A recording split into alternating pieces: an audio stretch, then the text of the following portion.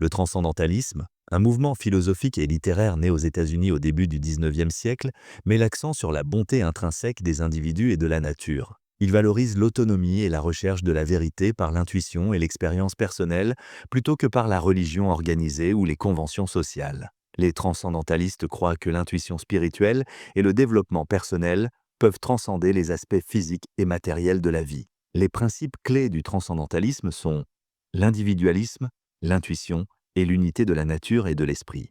L'individualisme encourage l'autonomie et la liberté personnelle, ce qui incite chacun à écouter sa voix intérieure plutôt que les autorités externes. Il prône l'affranchissement des normes sociales pour poursuivre sa vérité personnelle et vivre authentiquement. L'intuition est perçue comme une forme supérieure de connaissance qui offre un accès direct à la vérité et au divin sans recours à la logique ou aux preuves empiriques. Les transcendantalistes affirment que l'intuition permet de percevoir des vérités spirituelles profondes et stimule la créativité et l'inspiration. L'unité de la nature et de l'esprit reflète l'idée que les humains, la nature et le divin sont interconnectés, formant un tout harmonieux. Cette interconnexion suggère que l'observation et l'immersion dans la nature peuvent mener à une profonde clarté spirituelle et à une meilleure compréhension de sa place dans l'univers. Des exemples concrets de transcendantalisme incluent une personne choisissant de passer du temps seule dans une forêt pour réfléchir à sa vie, en se fiant à ses émotions et pensées pour guider sa croissance personnelle. Quelqu'un rejetant les attentes sociales, comme la poursuite d'un emploi lucratif pour suivre sa passion pour l'art ou la musique.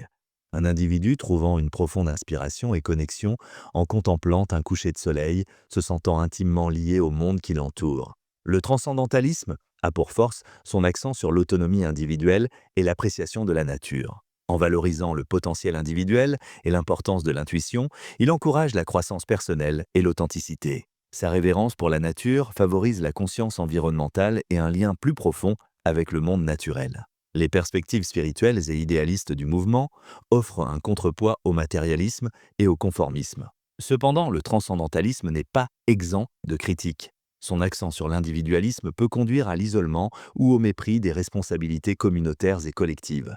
Sa dépendance à l'intuition et à l'expérience subjective peut manquer de rigueur et d'objectivité nécessaires à la prise de décision pratique. De plus, certains considèrent son idéalisme comme simpliste, ignorant les complexités et les défis des problèmes du monde réel. Les alternatives au transcendantalisme incluent le pragmatisme, qui se concentre sur les résultats pratiques et la résolution de problèmes.